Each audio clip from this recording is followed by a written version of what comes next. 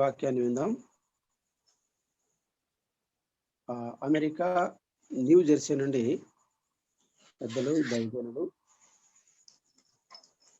Zosia Peter Srikiran గారు మనకు ఆంగ్లంలో దేవుని వాక్యాన్ని అందిస్తారు. ప్రకాశం జిల్లా తమ్మవరం నుండి దేవుని సేవకులు జోయల్ జస్వంత్ అన్న తెలుగులోకి అనువాదం చేస్తారు.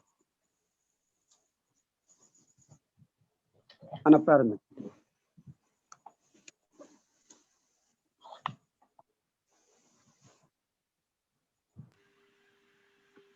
వినపడుతుందండి? అనిపిస్తుంది. Okay. Greetings to you all in the most precious name of our Lord and Savior, Jesus Christ. ప్రశస్తమైన మన ప్రభువును రక్షకుడైన యేసుక్రీస్తు నామములో మీ అందరికీ వందనాలు. I'm really excited and glad to see you all once again. మరొకసారి మిమ్మల్ని అందరినీ చూడడానికి నేను నిజంగా చాలా సంతోషిస్తూ ఉన్నాను. I'm very sorry that there was a little bit confusion on my part, that I was thinking the meeting is tomorrow and not today. నా వైపు నుండి కొంత గలిబిలి ఉన్నది. మీటింగ్ ఈ రోజా లేక రేపా అనే ఆ కారణాన్ని బట్టి కొంత ఆలస్యమైంది. So that was my mistake. I didn't verify properly, and I apologize for joining late. ఆలస్యంగా చేరినందుకు నేను క్షమాపణ కోరుతూ ఉన్నాను. And I thank all the leaders who have arranged this, and I don't want to name anyone so that I may miss somebody. And I want to thank all of you for giving me this opportunity to share the word of God. ఈ అవకాశాన్ని నాకు అందించిన బాధ్యత కలిగిన ప్రియులందరికీ, ఏర్పాటు చేసిన వారికి పేరు పేరు వరుసన నేను వందనాలు తెలియజేస్తూ ఉన్నాను. And also specially to the translator this evening, Brother Joel, who has been excellent in the past, and I hope the same thing is going to happen today also. అలాగే అనువాదం చేస్తున్న సహోదరులు జోయల్ కూడా నేను వందనాలు తెలియజేస్తున్నాను. గతంలో కూడా వారు మంచిగా చేశారు, ఈ దినం కూడా వారు మంచిగా చేస్తారు. Thank you. And let's have a small word of prayer for the blessings of the meeting. Lord, we thank you and praise you, Lord, for this wonderful time you have granted us, Lord. As we are going to look into thy word for our edification, Lord, send thy word and touch me as well as the participants here, so that it may benefit our lives and move forward in our lives. In Jesus' precious name we pray. Amen. So I would like to share a presentation, and I have been given access here. So today I'm going to share something, one of the wonderful benefits that we have been enjoying as special people. ఒక ప్రత్యేకమైన జనాంగముగా మనము అనుభవిస్తున్నటువంటి రమ్యమైన ఆశీర్వాదాన్ని గురించి ఈ ఉదయకాలం నేను చెప్పాలి అనుకుంటూ ఉన్నాను. How do you like the screen to right now? How do you like it? ఇక్కడ మీకు కనబడుతున్న స్క్రీన్ ని మీరు ఎలా ఇష్టపడతారు? ఎలా ఉంది అది మీకు? Does it look very good, attractive, very nice? అది మంచిగా కనబడుతుందా? చక్కగా కనబడుతుందా? I'm not talking about how colorful it is, but I'm talking about the words that are on the page. అది ఎంత రంగులమయమై ఉన్నదో దాని గురించి నేను మాట్లాడడం లేదు, కానీ అందులో ప్రస్తావించబడిన ఆ వచనం లేక ఆ మాట ఎలా ఉన్నదో దాని గురించి నేను అడుగుతూ ఉన్నాను. Two beautiful words that we see on the screen. రెండు రమ్యమైనటువంటి పదాలను స్క్రీన్ మీద మనం చూస్తూ ఉన్నాం. One is royal, ఒకటేమో రాజులు, and another is priesthood. రెండోదేమో యాజకులు. These two are so exciting and amazing words, even in English. ఆంగ్లంలో కూడా ఇవి నిజంగా చాలా ఉత్తేజపరిచేటువంటి ఆశ్చర్యకరమైనటువంటి పదాలుగా ఉన్నాయి. Royal relates to kingship, kingly, princely word. రాజులు అనే మాట అది రాజరికానికి యువరాజులకు సంబంధించిన పదముగా ఉన్నది. And that is something great and high among the people in the earth. భూమి మీద నివసించే ప్రజలందరికంటే ఉన్నతమైనదిగా గొప్పదిగా ఉన్నటువంటి స్థానం రాజులు అనే స్థానం. If you see, there are still several kings around the world, and there is one queen also. ఇప్పటికీ భూమి మీద కొద్దిమంది రాజులు ఉన్నారు. అదే సమయంలో ఒక రాణి గారు కూడా ఉన్నారు. And we know that this is totally a positional state. మనం ఎరుగుదము ఇవన్నీ కూడా ఒక స్థానభరితమైన పదవులు, స్థానాన్ని మాత్రమే తెలియచేస్తున్నాయి అని మనం ఎరుగుదాం.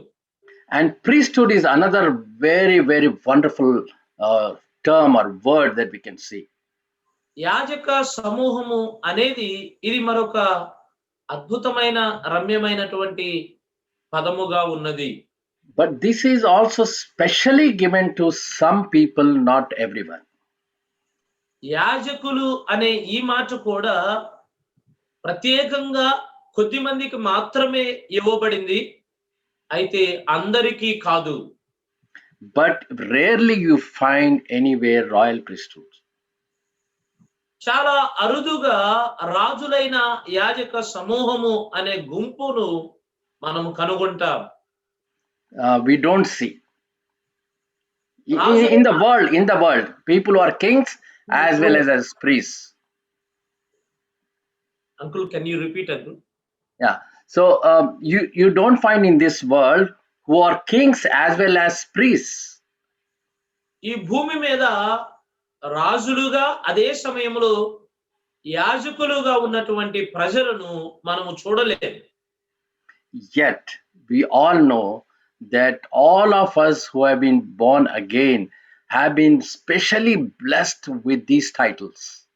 అయితే తిరిగి జన్మించిన మనం అందరము కూడా ప్రత్యేకంగా ఈ రెండు ఆశీర్వాదాలతో దీవించబడినట్లుగా మనమందరము ఎరుగుదాం. So let's go and see. I don't know if I have projected this last time, but it doesn't matter. I'm still projecting once again these benefits that we get as believers in Christ.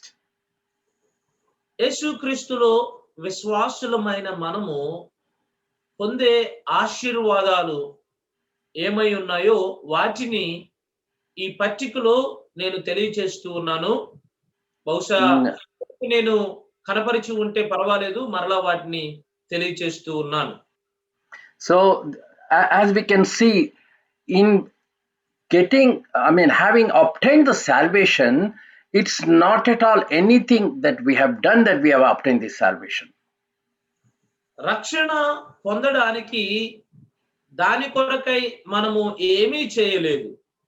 It's all because of the love of God and his son Lord Jesus Christ, who paid the penalty for our sins on the cross.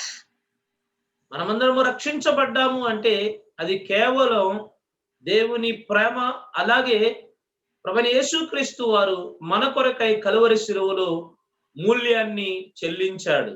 And also the work that has been done in our lives through the Holy Spirit God. అలాగే పరిశుద్ధాత్మ దేవుడు మన హృదయములలో కార్యము చేయుట ద్వారా మనము రక్షించబడ్డాం.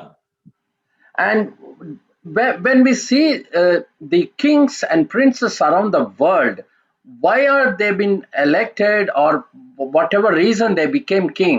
What is the purpose of these kings actually? భూలోకములో రాజులను రాణులను మనం చూసినప్పుడు ఎందుకు వారు రాజులుగా ఎన్నుకోబడ్డారు, వారు రాజులుగా ఎన్నుకోబడడానికి గల ఉద్దేశం ఏంటి?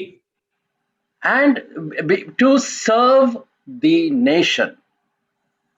రాజ్యాలను సేవించడానికి, in fact to rule the nation.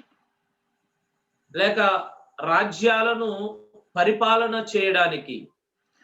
And whereas priests, we see that priests are there to serve the Lord. అలాగే యాజకులు అనేవారు వారు ప్రభువుని సేవించడానికి ఉన్నారు. So we see two sides.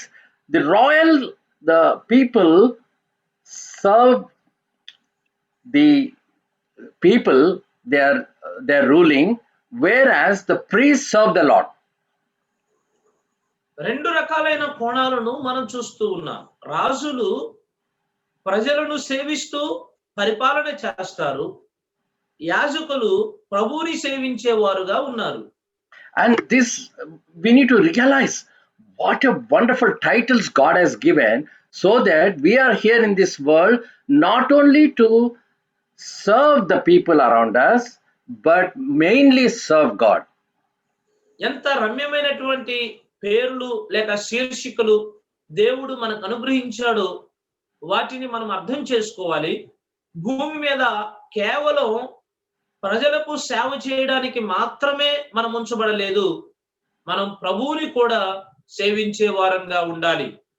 And how do we serve the people? We know that Lord Jesus Christ came into this world and set a greatest example for each one of us. ప్రజలను మనము ఎలాగూ సేవించగలం? మన ప్రభువైన యేసుక్రీస్తు వారు ఈ భూమి మీదకి వచ్చినప్పుడు మన కొరకై ఆయన ఒక మంచి మాదిరిని ఉంచిపోయాడు. And we can see that he was a servant leader in this world. ఈ భూమి మీద ఆయన ఒక సేవకుడైన నాయకుడుగా మనము చూడగలం. And he came and served the people. He not only took care of their health, their wealth, everything. He even gave himself as a sacrifice on the cross of Calvary for our spiritual benefit. ఆయన ఈ భూమి మీదకి వచ్చినప్పుడు ప్రజల ఆర్థిక విషయాల్లో, ఆరోగ్య విషయాల్లో, అన్ని విషయాల్లో కూడా వారికి సేవ చేశాడు. మాత్రమే కాదు, మన ఆత్మీయమైన క్షేమము కొరకై ఆయన తన్ను తానుగా కలువరి శిలువలో మన కొరకు ప్రాణమర్పించాడు. And we see that nowhere in the scriptures we see that he lived for himself. ఈ లేఖనాల్లో ఏ వ్యక్తి కూడా యేసు ప్రభు వారు తన కొరకు తాను జీవించినట్లుగా మనం చూడం. All the time serving people, all the time helping people, all the time trying to benefit people and making their lives better. అన్ని సమయాలలో ప్రజలకు సేవ చేయడానికి, ప్రజలకు సహాయం చేయడానికి, వారికి మంచి చేయడానికి, వారి జీవితాలను శ్రేష్టమైన జీవితాలను మార్చడానికి ఆయన ప్రయాసపడేవాడు. And he lived a holy and perfect life. ఆయన పరిశుద్ధమైన పరిపూర్ణమైన జీవితాన్ని జీవించాడు. And no wonder he has the authority as God to tell us, be ye holy as I am holy. నేను పరిశుద్ధులను గనుక మీరును పరిశుద్ధులై ఉండుడి అని చెప్పడంలో ఎటువంటి ఆశ్చర్యము లేదు. And he says, be an imitators of me. ఆయన అంటున్నాడు, మీరు నన్ను అనుకరించేవారుగా ఉండండి అంటూ ఉన్నాడు. And even Paul says, as I imitated Jesus Christ, you also imitate me. పౌలు కూడా అంటున్నాడు, నేను క్రీస్తును పోలి నడుచుకొనినట్లుగా మీరును నన్ను పోలి నడుచుకోండి అంటున్నాడు. And if you see all that Jesus Christ did in this world, as those few years he lived in this world, the examples he set up, if everything is written, the whole world is not sufficient, that the scriptures talks about. యేసుక్రీస్తు ప్రభువారు భూమి మీద జీవించిన ఆ కొన్ని సంవత్సరాలలో ఆయన చేసిన కార్యాలు, విశేషంగా ఆయన చూపిన మాదిరిని ప్రస్తావించడానికి భూలోకము కూడా సరిపోదు. But still, whatever we read from the scriptures, do we ever be able to really imitate him? అయినప్పటికీ లేఖనాల్లో ఏ ఏ విషయాలు మనం చూడగలుగుతున్నామో ఆ సంగతులను ఎన్నడైనా మనము గుర్తించి ఆ ప్రకారముగా ఆయన్ని అనుసరించి నడుచుకుంటూ ఉన్నామా? we have to question ourselves. మనకి మనము ప్రశ్నించుకోవాలి. And he has given beautifully in the scriptures the way of a Christian life very well. ఒక క్రైస్తవ జీవితాన్ని గురించి చాలా అద్భుతముగా లేఖనాల్లో ఆయన ప్రస్తావించాడు. The basic things that we see from Acts chapter 2 verse 42. అపోస్తుల కార్యముల గ్రంథం 2వ అధ్యాయం 42వ వచనం నుండి ఆ పునాది సంబంధమైన సంగతులను, ప్రాథమిక సంగతులను మనం చూడగలం. Can you read that, brother, once please, quickly? ఆ వచనాన్ని మనం చదువుదాం. అపోస్తుల కార్యముల గ్రంథం 2వ అధ్యాయం 42వ వచనాన్ని మనం చదువుదాం. వీరు అపోస్తుల బోధయందును, సహవాసమందును, రొట్టె విరుచుట యందును, ప్రార్థన చేయుట యందును ఎడతెగక యుండిరి. So there are 4 pillars that God has given to us. ఇక్కడ దేవుడు మనకి 4 స్తంభాలు అనుగ్రహించాడు. One is the doctrines, ఒకటేమో బోధ, and the second one is రెండవది fellowship. Third one is the breaking of bread, మూడవది రొట్టె విరవడం, and fourth is a prayer. నాలుగవది ప్రార్థన. All the 4 are needed in order to serve the Lord and serve the people. ప్రభువుని సేవించడానికి మరియు ప్రజలను సేవించడానికి ఈ 4 రకాలైన స్తంభాలు అక్కరగా ఉన్నాయి. And when we talk about priesthood serving the Lord, యాజకత్వాన్ని గురించి అనగా ప్రభువుని సేవించడాని గురించి మనము చెప్పినప్పుడు priesthood is not something ordinary believer. యాజకత్వము అనేది ఒక సామాన్యమైన విశ్వాసిగా ఉండడం కాదు. It is about the when we talk of priesthood, there is one thing that is needed for a priest. యాజకత్వాన్ని గురించి మనము మాట్లాడుకున్నప్పుడు యాజకులకు అవసరమైన ఒక సంగతి ఉన్నది. Can somebody guess and tell me what is the most important thing for a priest to perform the duty of priest? యాజకుడు తన యాజక సేవను నెరవేర్చడానికి అవసరమైన ఆ సంగతి ఏంటో ఎవరైనా ఆలోచన చేసి చెప్పగలరా? ఏంటి ఆ సంగతి? One most important characteristic of a human being. యాజకునికి ఉండవలసినటువంటి లక్షణాలు అతి ప్రాముఖ్యమైనటువంటి లక్షణం అది. ఆ లక్షణం ఎవరైనా ఆలోచన చేసి చెప్పగలరా? I'm sure you'll be able to tell. Just guess and tell me.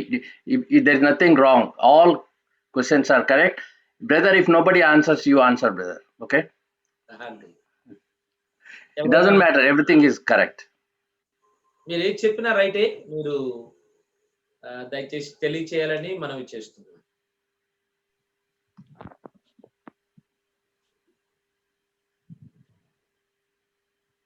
Did somebody answer?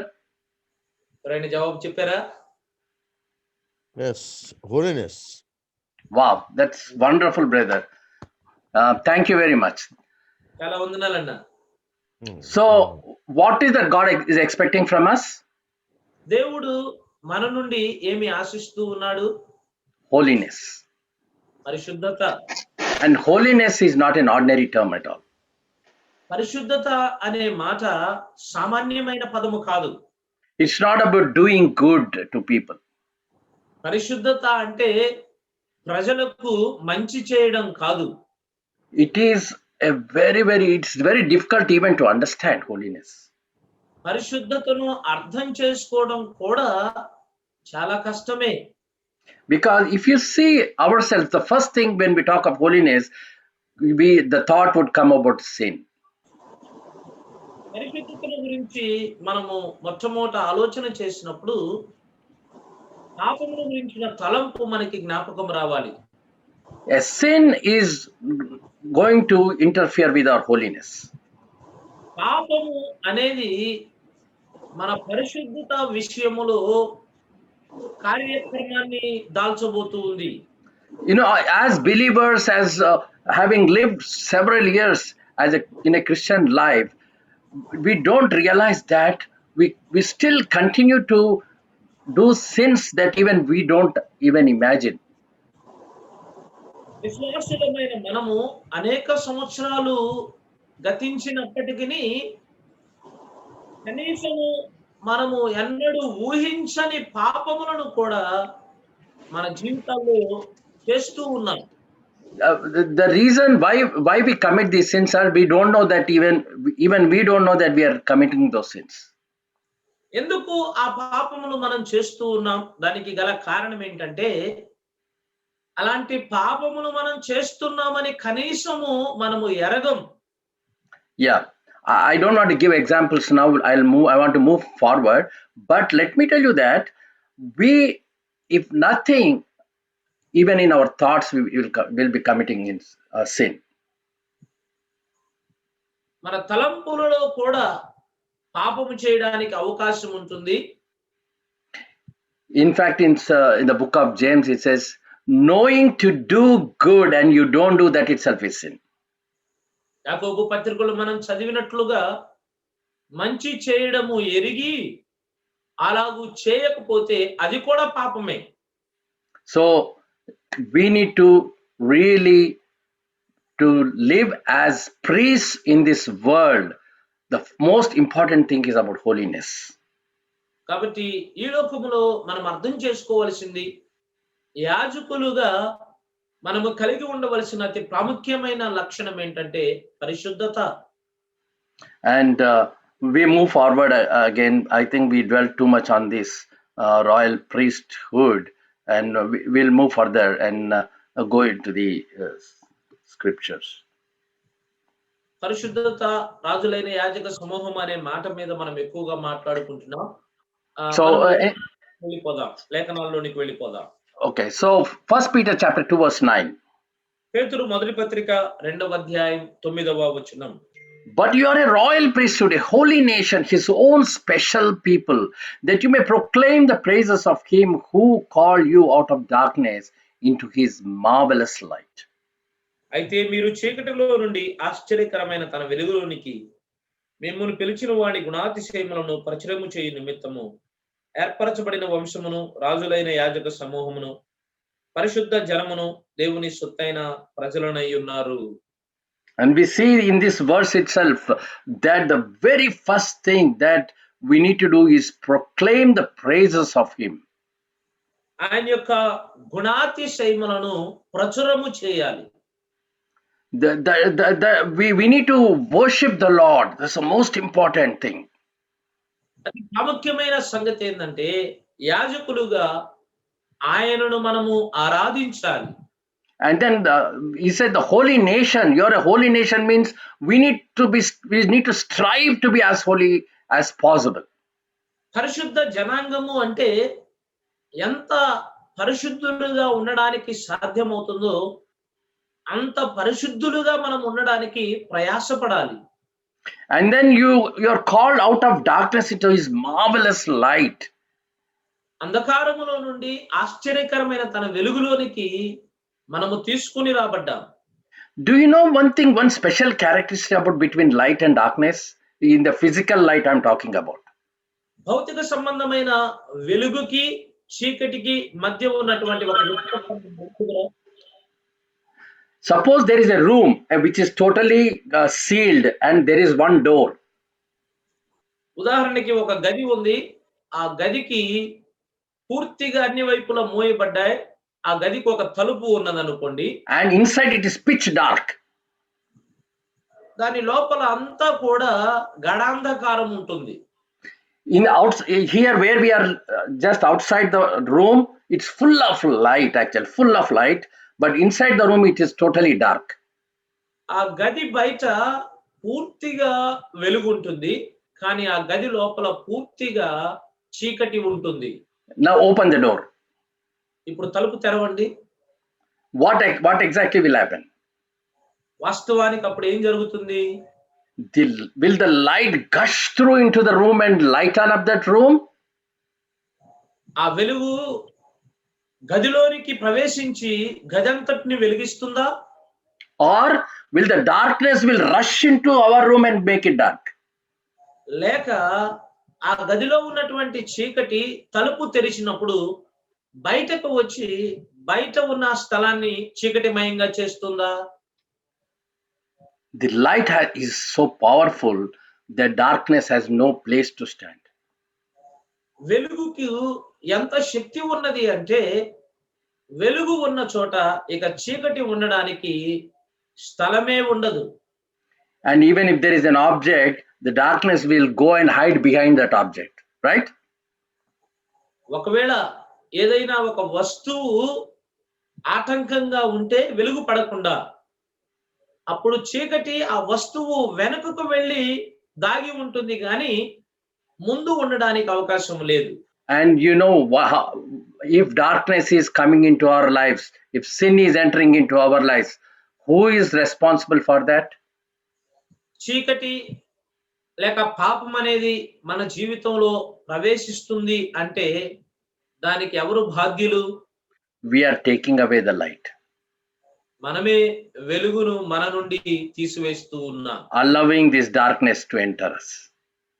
ఈ చీకటిని మనలో ప్రవేశించడానికి మనం అనుమతిస్తూ ఉన్నాం. And that we do by going and doing sin and allowing sin to enter our lives.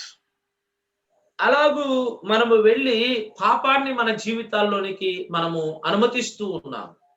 And let's live a life which really Lord wants us to live, which is a great example He has set up for us. ఆయన ఎలాంటి మాదిరిని మనకి చూపించాడు, ఎలాంటి జీవితాన్ని మనము జీవించాలని కోరుకుంటున్నాడు, అలాంటి జీవితాన్ని మనము జీవిద్దాం. Now, I'm asking a question. Who are the kings who tried to do priestly duty and were punished in the Old Testament? పాత నిబంధనలో రాజులుగా ఉన్నవారు యాజక సేవను చేసి వారు శిక్షించబడ్డారు. అలాంటి రాజులు Can quickly somebody name a few? కొన్ని పేర్లు త్వరగా చెప్పండి. రాజులుగా ఉన్నవారు యాజక పరిచర్య చేసి Saul, Uzzia. Okay, thank you very much. You're perfectly gave the answers. Thanks for everyone. And so we have the Saul and Uzziah who were the kings and who tried to do the priestly duty and were punished. సౌలు అలాగే రాజైన ఉజ్జియా వీరిరువురు కూడా రాజులు కానీ యాజక పరిచర్యను చేయాలని వారు సాహసం చేసి శిక్షించబడినట్లుగా లేఖనాల్లో మనం చూస్తాం. Now you see how blessed we are that when in the olden days, when the kings were trying to do priestly duty, they were punished, but God gave that privilege for us to do both the things in this world. పాత నిబంధనలో రాజులైన వారు యాజక సేవ చేయడానికి ప్రయత్నం చేసినప్పుడు దేవుడు వారిని శిక్షించాడు. అయితే వినండి, కొత్త నిబంధనలో మనము ఎంత గొప్ప సౌభాగ్యాన్ని పొందుకున్నాము అంటే, ఎంత గొప్ప ధన్యతను పొందుకున్నామంటే ఈ రెండు పరిచర్యలను మనము చేసే ధన్యతను పొందుకున్నాం. And so we see, let us go to the Saul doing the priestly duty, and we see in this 1 Samuel chapter 13, verses 7 to 14, we see the incident about Saul offering the sacrifice. సమూయేలు మొదటి గ్రంథం 13వ అధ్యాయం 7 నుండి 14 వచనాలు మనం చదివినప్పుడు సౌలు యాజకుడిగా ఆ బలి అర్పించిన సంఘటన ఇక్కడ మనకి కనబడుతూ ఉంది. And we know that Samuel, the prophet, asked Saul to wait for 7 days till he comes, so that later on when he comes, he being the prophet, the priest, he is going to offer the sacrifice. యాజకుడు వచ్చి బలి అర్పించాలి, దాని కొరకై సౌలు 7 దినాలు ఎదురు చూడవలసిన వాడుగా ఉన్నాడు. But if you see that in verse 8, then he waited 7 days according to the time set by Samuel, but Samuel did not come to Gilgal. People were scattered from him. So Saul said, "Bring me a burnt offering and peace offering here to me," and he offered the burnt offering. సమూయేలు చెప్పినట్లు సౌలు 7 దినాలు ఎదురు చూచాడు. అయినప్పటికీ సమూయేలు గిల్గాలకు రాని కారణాన వెంటనే సమూయేలు ప్రజలతో అంటున్నాడు, ఒక గొర్రె పిల్లను తీసుకురండి, నేను బలి అర్పిస్తాను అన్నాడు. And so,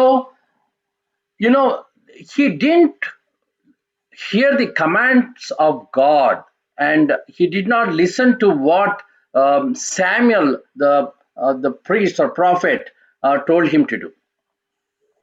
ఇది దేవుని యొక్క ఆజ్ఞ అయి ఉన్నది. ప్రవక్త అయిన సమూయేలు ద్వారా ఏదైతే ఆజ్ఞాపించబడిందో ఆ ఆజ్ఞను సౌలు నెరవేర్చలేదు. He disobeyed. అతడు అవిధేయుడయ్యాడు. You know what it is? He has only the kingly duty to do. He should not venture and go into the priestly duty. అతడు కేవలం రాజుగా తన బాధ్యతలు నెరవేర్చే అవకాశాన్ని కలిగి ఉన్నాడు. యాజకుడుగా ఎటువంటి పరిచర్య చేయడానికి అతనికి అర్హత లేదు. And as we are living in our assemblies, God has positioned each one of us in our own places what we are supposed to do and what we are not supposed to do. మనము స్థానిక సంఘాల్లో ఉంటూ ఉండగా మనందరికీ ఒక్కొక్కరికి దేవుడు ఒక్కొక్క స్థానాన్ని ఇచ్చాడు. మనము ఏది చేయాలో, మనము ఏది చేయకూడదో ఆయన అది మనకి బయలుపరిచాడు. You may be a great preacher, you may be a very good brother who does lot of ministry outside, and you want to become an elder, but God has not yet appointed you to be an elder, but you want to go and try to behave like an elder and do that. You need to consider this passage. ఒకవేళ నీవు మంచి బోధకుడు కావచ్చు, చాలా చక్కగా వాక్యాన్ని బోధించవచ్చు, పాటలు పాడవచ్చు, పరిచర్య చేయవచ్చు, బయట కూడా అనేకులకు క్షమాభివృద్ధిని కలిగించవచ్చు. అలాగూ నీవు లక్షణాలు దేవుడు నిన్ను సంఘ పెద్దగా ఏర్పాటు చేయకపోతే దాని కొరకు పెద్దగా ఉండాలని నీవు ప్రయాసపడితే ఖచ్చితంగా ఈ లేఖన భాగాలను నీవు అర్థం చేసుకోవాలి. It's good to desire to become elder, but don't try to act as an elder. That's what I'm saying. సంఘ పెద్దగా ఉండడము అనేది అలాగ ఉండాలి అనే కోరికను కలిగి ఉండడం మంచిదే. కానీ నీవు పెద్దగా నియమించబడక ముందే పెద్దగా వ్యవహరించడము అనేది సరైనది కాదు. If you are an evangelist, be an evangelist. Don't try to do the duty of an elder. నీవు ఒక సువార్థికుడు అయితే సువార్థికుడుగా ఉండడానికే ప్రయత్నం చేయి. ఒక సంఘ పెద్దగా నీవు బాధ్యతలు నెరవేర్చడానికి ప్రయాసపడవద్దు. Unless God has given both the duties, as an elder you can do the duties of an evangelist too. దేవుడు ఒకవేళ రెండు పరిచర్యలను మనకు అప్పగిస్తే ఒక సంఘ పెద్దగా కూడా నీవు సువార్థికుని యొక్క పరిచర్య చేయవచ్చు. And elders, we know that they give wonderful set of duties to each and every member, and all the members should know that what they are supposed to do and what they are not supposed to do. We should not venture into other areas and try to disturb the whole thing, that God's punishment will be there. పెద్దలైన వారు విశ్వాసులకు కొన్ని బాధ్యతలను పనులను అప్పగిస్తారు. అలాగూ పనులు అప్పగింపబడినప్పుడు వేరే వారి యొక్క పనులలో మనము చేయి పెట్టకుండా మనకి ఏ పని అప్పగింపబడిందో ఆ పని మనం చేయాలి. అలాగూ కాక అన్యత వేరేగా మనము చేస్తే దేవుని శిక్షను మనం పొందుకుంటాం. And that's the reason in verse 11 Samuel says, "What have you done?" Is questioning, asking the Saul. సమూయేలును ప్రశ్నిస్తున్నాడు, నీవు ఏమి చేశావు అని. వచనం 11లో Samuel is questioning Saul. సమూయేలు సౌలుని ప్రశ్నిస్తూ ఉన్నాడు. And God is going to question us today. What have you done? ఇది నా ప్రభువు కూడా ఈ ప్రశ్న మనల్ని అడుగుతూ ఉన్నాడు. Are you trying to disturb the peace of the assembly? సంఘములో ఉన్న సమాధానాన్ని మనము గలిబిలి చేస్తూ ఉన్నామా? It's very dangerous. We should not fall in the hands of the Lord. అది చాలా అపాయకరమైనది. అలాగూ చేసి దేవుని చేతిలో పడడం బహు భయంకరం. So here Saul gives some excuse why he went and offered the sacrifice, and he says that I have not made supplication to the Lord, therefore I felt compelled and offered burnt offering. He is giving some excuse to Samuel. Verse 12. సౌలు కొన్ని సాకులను తెలియచేస్తూ ఉన్నాడు. నీవు రాలేకపోయిన కారణం చేత నేను దేవునికి దహన బలి అర్పించాను అని సాకులు సౌలు సమూయేలుకు తెలియచేశాడు. It did not work out. అయితే ఆ సాకు అక్కడ పని చేయలేదు. You have done foolishly, Samuel is saying. సమూయేలు అంటున్నాడు, నీవు వెర్రివాడవుగా పని చేశావు. You have not kept the commandment of the Lord your God. నీ దేవుడైన యెహోవా యొక్క ఆజ్ఞను నీవు గైకొనలేదు. And that's the reason he lost the kingdom. ఆ కారణము చేతనే సౌలు తన రాజ్యాన్ని అనగా రాజ పదవిని కోల్పోయాడు. You know what great blessing he lost? అతను కోల్పోయిన గొప్ప ఆశీర్వాదం ఏంటో తెలుసా? That's beautifully mentioned in verse 13 here. వచనం 13లో చాలా రమ్యముగా మాట ప్రస్తావించబడింది.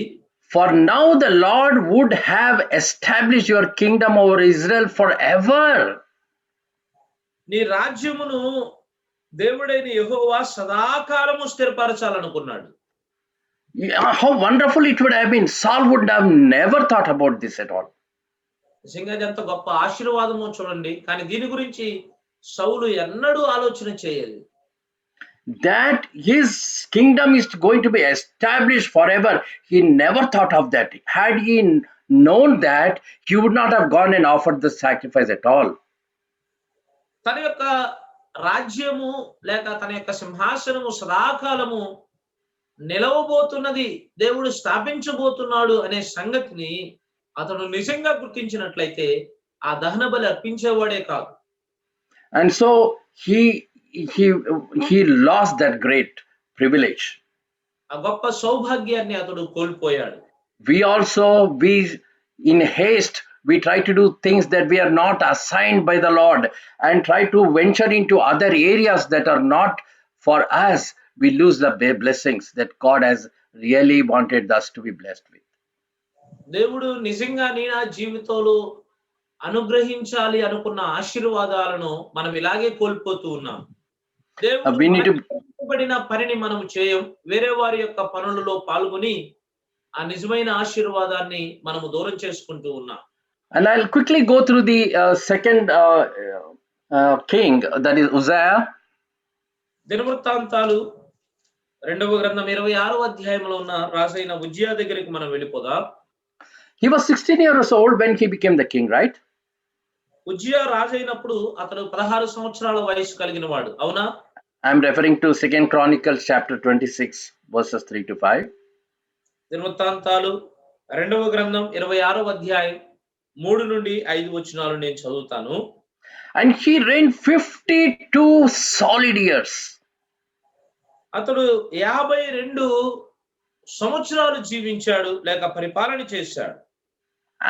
And you know, he just not ruled the kingdom just like any other king. ఇతడు మిగిలిన రాజుల వలె తన రాజ్యాన్ని పరిపాలన చేసిన వాడు కాడు. He did what was right in the sight of the Lord. దేవుని దృష్టిలో ఏది యథార్థమో దానినే రాజైన ఉజ్జియా జరిగించాడు. What a wonderful life, right? నిజంగా ఎంత రమ్యమైన జీవితం అది కదా. 52 years as a king is a very long period. 52 సంవత్సరాలు రాజుగా పరిపాలన చేయడం సుదీర్ఘమైన సంవత్సరాలు అవి. That means so much experienced king he was. దాని అర్థం ఏంటంటే చాలా అనుభవం కలిగిన రాజుని Uzziah. Not only that, if you see his ancestry, we see according to all that his father Amaziah had done. అతని యొక్క నడవడిని లేక అతని యొక్క అనుకరణను మనం చూస్తే తన తండ్రి అయిన అమజ్య ఎలాగో చేశాడో రాజైన ఉజ్జియా కూడా అలాగే చేసినట్లుగా లేఖనాల్లో మనం చూడగలం. This also speaks about Amaziah, how he raised his son Uzziah to walk according to the word of the Lord. ఈ మాటలు రాజైన అమజ్య తన కుమారుడైన ఉజ్జియాని ఎలాగూ దేవుని యొక్క వాక్యంలో పెంచాడో ఆ విషయాలను కూడా మనకి జ్ఞాపకం చేస్తూ ఉంది. This also tells how much responsibility we all have as fathers to raise the children in the way of the Lord. తండ్రులుగా మన పిల్లలను దేవుని యొక్క మార్గములో పెంచడములో ఎంత బాధ్యతను మనము కలిగి ఉన్నామో దానిని ఈ సంగతి మనకి తెలియచేస్తూ ఉంది. I lived about 46 years in India. నేను భారతదేశంలో 46 సంవత్సరాలు జీవించాను. And more than 20 years here in US. యుఎస్ఏలో ఇంకొక 20 సంవత్సరాలు నేను జీవిస్తూ ఉన్నాను. And I have seen the way the children behaved in India, the children behave here. పిల్లలు భారతదేశంలో ఎలాగో వారు ప్రవర్తించారు, ప్రస్తుతం అమెరికాలో ఎలాగో ప్రవర్తిస్తున్నారు, వాటన్నిటిని నేను చూశాను. It's so difficult to raise children here. పిల్లల్ని జాగ్రత్తగా పెంచడము అనేది అమెరికాలో చాలా కష్టం. Very, very difficult. చాలా చాలా కష్టం. It was only by the grace of our Lord Jesus Christ that He protected our children here, even though we put our best effort to raise them up in the Lord's. ప్రభువైన యేసుక్రీస్తు వారి యొక్క కృపను బట్టి అలాగే ప్రభువు మాకు అనుగ్రహించిన ఆ ప్రయాసను బట్టి మా పిల్లలను ప్రభువులో మేము ఉంచగలిగాం, ప్రభువులో వారిని పెంచగలిగాం. We did our duty, but our effort was not at all sufficient. తల్లిదండ్రులుగా పిల్లల్ని పెంచే విషయంలో మా పని, మా కర్తవ్యాన్ని మేము నెరవేర్చాం. అయితే వారిని చక్కగా పెంచడంలో మా ప్రయాస అనేది ఇక్కడ ఎటువంటి ప్రయోజనాన్ని కలిగించదు. Nothing. I mean, it did help, but it was of not much help unless the Lord God had protected them. ప్రభువు మన పిల్లలను సంరక్షించకపోతే, కాపాడకపోతే మేము పడిన ప్రయాస అనేది అది ప్రయోజనకరం కాదు. And we have so much responsibility to raise our children, the members of our church, the people around, set up an example for them to walk according to the Lord. మన పిల్లల్ని దేవుని వాక్యాన్ని అనుసరించి నడుచుకునే బిడ్డలుగా మనం పెంచాలి. సంఘములోను సమాజములోను వారిని మాదిరికరంగా మనము పెంచాలి. If you see the last part of verse 5, and as long as he sought the Lord, God made him prosper. దేవుడు అతనిని వర్ధిల్ల చేసెను అనే మాట మనం చదువుతూ ఉన్నాం. And so such a great king Uzziah. రాజైన ఉజ్జియా అంత గొప్ప రాజుగా ఉన్నాడు. His fame spread far and wide and was marvelously helped till he became strong. అతడు చాలా పేరు ప్రఖ్యాతులు సంపాదించి చాలా బలమైన రాజుగా అద్భుతముగా మారిపోయాడు. And he was strong. When he was strong, his heart was lifted up to his destruction. అతడు స్థిరపరచబడిన తర్వాత అతని హృదయము అతన్ని పతనానికి నడిపించింది. And this is another thing that talks about, even though we are so much solidly walking according to the word of God, and we did great things for the Lord, even after spending so many years, there is always a chance for us to fall. మనము స్థిరపరచబడిన తర్వాత, బలపరచబడిన తర్వాత, విశ్వాసములు అనేక సంవత్సరాలు స్థిరంగా ఉన్న తర్వాత కూడా పడిపోవడానికి అవకాశాలు ఉన్నాయి. This is a great example. We have to be very careful. No matter what age, we have to be very, very careful in following the Lord very strictly. ఈ విషయము చాలా ప్రాముఖ్యమైనది. ఈ విషయంలో మనం చాలా జాగ్రత్తగా ఉండాలి. దేవుని వాక్యాన్ని అనుసరించడంలో మనము జాగ్రత్త కలిగిన వారమై ఉండాలి. And so we see when he went and into the temple of the Lord and did the burnt on the altar of incense, we know that the leprosy broke out on his forehead. అతడు బలిపీఠం మీద బలర్పించడానికి ప్రయత్నం చేసినప్పుడు అతని నొసట కుష్టు సంభవించినట్లుగా మనం ఎరుగుదాం. And so he was pushed away from the house of the Lord. దేవుని యొక్క ఇంటి నుండి అతడు తోలివేయబడ్డాడు. Such a heartbreaking brokenness. నిజంగా అది హృదయము బ్రద్దలైపోయినటువంటి పరిస్థితి. These two examples should remind us that we need to be very careful about following the Lord according to what he has given to us. ఈ రెండు ఉదాహరణలు మనకేమి జ్ఞాపకం చేస్తున్నాయంటే దేవుడు మనకు అనుగ్రహించిన సామర్థ్యము కొలది తన లేఖనాలను అనుసరించి మనం ఆయన్ని వెంబడించే వారంగా ఉండాలి. Even till the last day. చివరి దినము వరకు కూడా అలాగే మనం ఉండాలి. We not only be in our own positions, do whatever best we can as according to the Lord, but also we need to be doing till the last breath. దేవుడు మనకు అనుగ్రహించిన పని మనం కలిగిన బాధ్యతల్లో ఉండి చివరి దినము వరకు కూడా వాటిని మనము నెరవేర్చే వారంగా ఉండాలి. And I'll quickly go through the last part of it. చాలా త్వరగా నేను ముగింపుకు వెళ్ళి నేను ముగించడానికి ప్రయత్నం చేస్తాను. Is there any king who did priestly duty and not punished? ఎవరైనా రాజు యాజక సేవను చేసి శిక్షింపబడకుండా ఉండిన వారు ఎవరైనా ఉన్నారా? రాజైన వారు In the Old Testament? చేసి శిక్షను పొందకుండా ఉన్నవారు ఎవరైనా ఉన్నారా? Yes. Yeah, who is that? Yeah, our Lord Jesus Christ. No, before that. That's why I'm saying in the Old Testament. You are correct, brother, but before that. David. David, okay. But, and anybody else? ఎవరైనా? Solomon, good. See, but when we see into more details, Solomon had so many priests. Don't you think so? He had so many priests in the temple. When the temple was inaugurated, we see that he offered sacrifices of so many bulls, thousands and all that. But definitely, it must not have been Solomon himself doing that. He empowered all these priests to do that for him. సొలొమోను తన కట్టిన మందిరాన్ని ప్రతిష్ఠిస్తున్నప్పుడు ఎన్నో పశువులను అతడు బలిగా అర్పించాడు.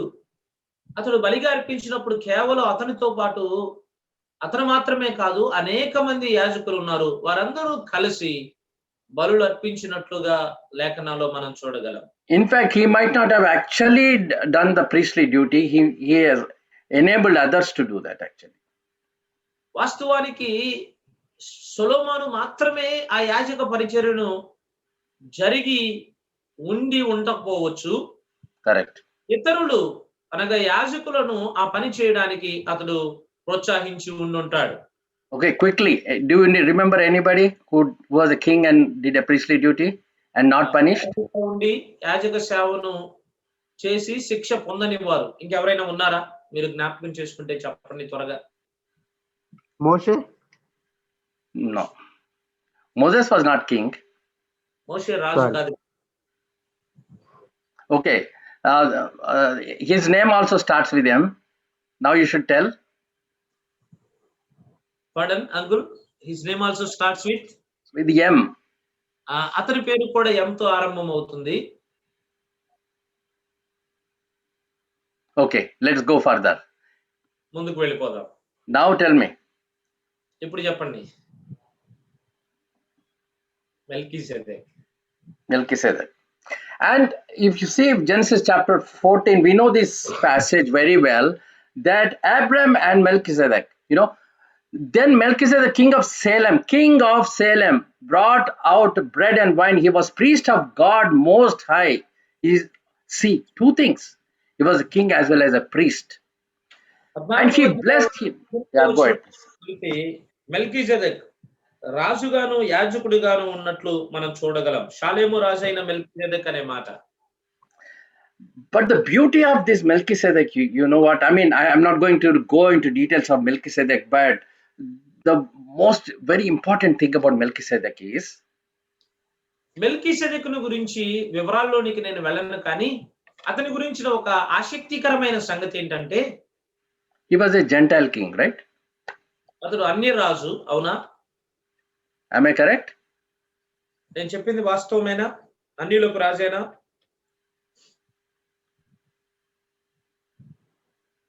Brother, what do you think yourself? Tell me. Yes, brother, correct. Thank you, brother. Thank you. Because Jewish nation had not yet formed. We are at the time of Abraham, right? So Israel came into existence much later. So Melchizedek, a Gentile king, was also priest. And if later on, I'm quickly closing, but we see he's one of the topmost kings and the priests. మెల్కీసెదెక్ అతడు అన్యులకు రాజుగా ఉన్నాడు. ఎందుకంటే అప్పటికి ఇశ్రాయేలు జనాంగం ఉనికిలోనికి రాలేదు. అబ్రహాము తర్వాతే ఇశ్రాయేలు జనాంగం ఉనికిలోనికి వచ్చారు కాబట్టి అతడు అన్యులకు రాజుగాను అదే సమయంలో యాజకుడుగాను మెల్కీసెదెకుని మనం చూడగలం. So we see, blessed be Abraham of God Most High, possessor of heaven and earth, and blessed be God Most High, who has delivered your enemies. He's talking to Abraham at the time. దేవునితో మాట్లాడుతున్నాడు. ఆకాశమును భూమికిని సృష్టికర్త అయిన సర్వోన్నతుడైన దేవుని వలన అబ్రహాము ఆశీర్వదింపబడ్డాడు అనే సంగతిని జ్ఞాపకం చేస్తూ ఉన్నాడు. And we see that he is mentioned in Psalm 110 also. 110వ కీర్తనలో కూడా అతడు ప్రస్తావించబడడం లేఖనాల్లో మనం చూస్తాం. And the last part of the verse, he says, "You are the priest forever according to the order of Melchizedek." మెల్కీసెదెక్ యొక్క వరుసను అనుసరించి మీరు యాజకులై ఉన్నారు అనే మాటను మనం అక్కడ చూస్తాం. This is about the Lord God, ఇది మన Jesus Christ. వారిని గురించిన మాట. వచనం 4లో ఆ మాటను మనం చూస్తాం.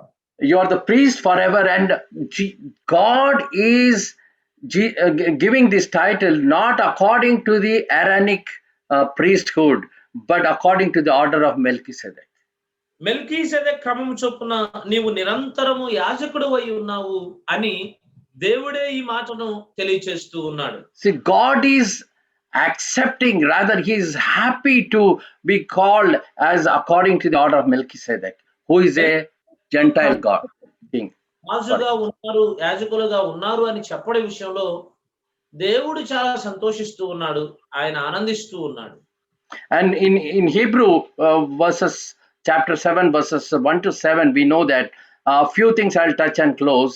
That Melchizedek, king of Salem, a priest of the Most High God, who met Abraham returning from the slaughter of the king, to whom also Abraham gave 10th part of all, first being translated king of righteousness, and then also king of Salem, meaning king of peace, without father, without mother, without genealogy, having neither beginning of days nor end of life, but made like the Son of God.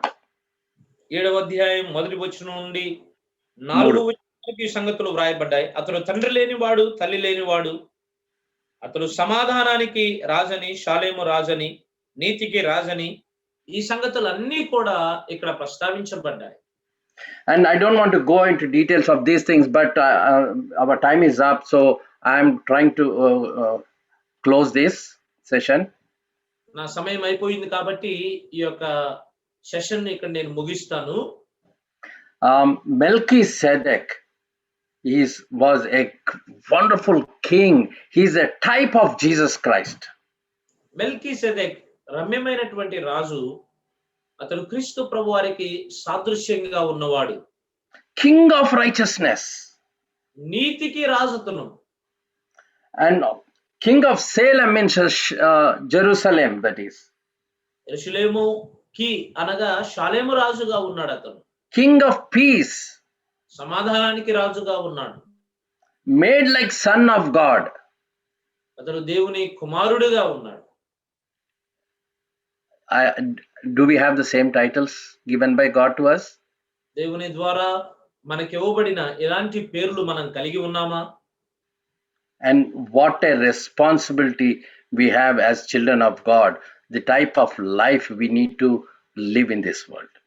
దేవుని పిల్లలుగా ఎలాంటి బాధ్యతలు మనం కలిగి ఉన్నామో అర్థం చేసుకుందాం. క్రీస్తు ప్రభువు మనం ఈ లోకంలో మన జీవితాన్ని జీవిద్దాం. If you go outside into the world, I have a lot of friends who live a wonderful, excellent life. I'm talking about Hindus and Muslims. హైందవుల గురించి, మహమ్మదీయుల గురించి నేను మాట్లాడుతున్నారు. వారు బయటికి వెళితే మంచి స్నేహితులు, మంచి జీవితాన్ని వారు కలిగి ఉంటారు. I have some Hindu friends in India, my colleagues earlier, to whom, I just tell them anything, they'll just do it very wonderfully without anything. I can trust, I can give anything to them. Even my any property papers I can give and leave with them. They wouldn't touch anything. They'll protect it and keep it for me. నేను భారతదేశంలో ఉన్నప్పుడు నాతో పాటు చదువుకున్న కొద్దిమంది నా స్నేహితులు చాలా నమ్మకమైన వారు, చాలా మంచివారు. నేను ఏ పని వారికి అప్పగించినా వారు నమ్మకంగా చేస్తారు. నా ఆస్తి పత్రాలు అందించినా కానీ వారు ఎటువంటి కీడు చేయరు. చక్కగా నమ్మకంగా వాటిని భద్రం చేస్తారు. So what is the difference between them and us? వారికి మనకి మధ్య ఉన్న తేడా, వ్యత్యాసం ఏంటి? Should we not be better than them? వారికంటే మనము శ్రేష్ఠులుగా ఉండకూడదా? Should we not go 1 mile ahead than them? వారికంటే ఇంకొక మైలు ముందుకు మనం వెళ్ళకూడదా? Should we not live a perfect and righteous life? నీతి కలిగిన పరిపూర్ణమైన జీవితాన్ని మనం జీవించకూడదా? Peaceful life in families and in the church? కుటుంబాల్లోనూ సంఘాల్లోనూ సమాధానము కలిగిన జీవితాన్ని జీవించాలా? Are we the kings of peace? మనము సమాధానానికి రాజులుగా ఉన్నామా? Do we really maintain peace in the church? సంఘములో నిజంగా సమాధానాన్ని మనము ఉంచుతూ ఉన్నామా? Whose responsibility is that to have peace in the church? సంఘములో సమాధానము ఉంచడం అనేది ఎవరి బాధ్యత? It is you and me.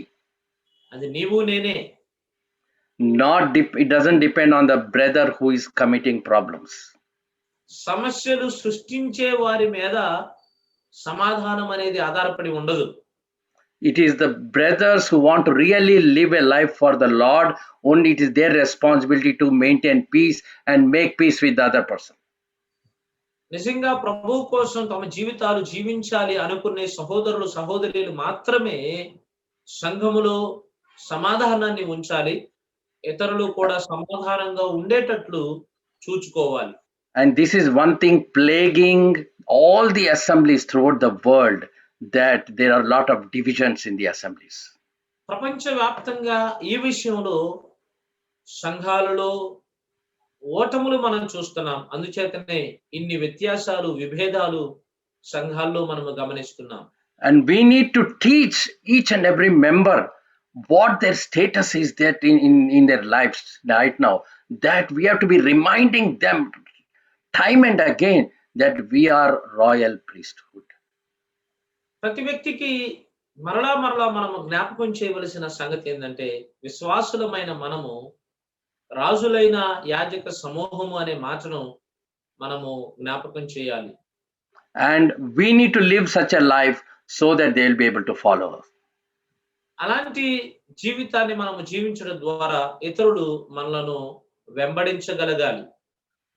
And may the Lord help each one of us to follow according to what God has set for us, to set an example not only to all the assembly members, and so that the assembly should be a model for all the assemblies to follow. దేవుడు మనకి ఏ సంగతులైతే తెలియచేశాడో ఆ సంగతులను అనుసరించి నడుచుకోవడానికి, సంఘాలుగా మనము ఆయన్ని వెంబడించడానికి ప్రభు మనకి సహాయం చేయను గాక. May the Lord bless this word. ప్రభు ఈ మాటలు మన నిమిత్తమై దీవించును గాక. Thank you, Brother Joel. Uncle వందనాలు.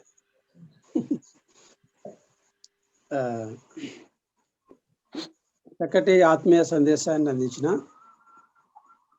జోసియా పీటర్ శ్రీగిరణ గారికి అలాగే చక్కటి అనువాదం చేసిన దేవుని సేవకులు జోయల్ జస్వంత్ అన్న గారికి మనందరి తరపున ప్రభునామంలో వందనాలు తెలియజేస్తున్నాం.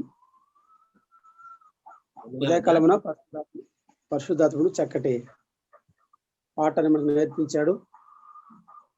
రాజులైన యాజక సమూహంగా ప్రభు మనల్ని ఈ లోకంలో ఉంచగా మన బాధ్యతల్ని మరోసారి లేఖ ద్వారా దేవుడు మనకు జ్ఞాపకం చేశాడు. ప్రభువుని మనం మహింపరచాలి. ప్రార్థన చేసుకుని ముగింపు ప్రార్థన చేసుకొని కార్యక్రమం ముగించుకుందాం.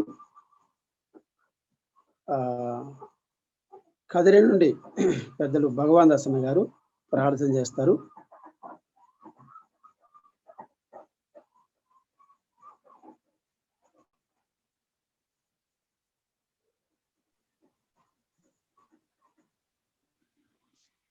హలో హలో అన్న వినిపిస్తుందన్న?